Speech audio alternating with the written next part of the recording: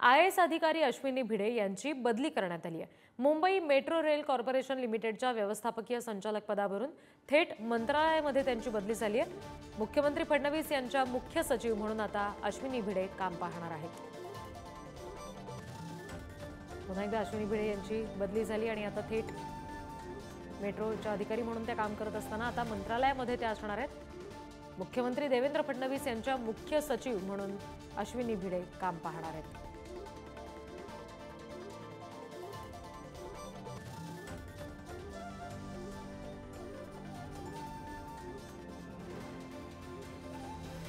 आणखी तपशील घेऊया प्रतिनिधी धनंजय दळवी यांच्याकडून।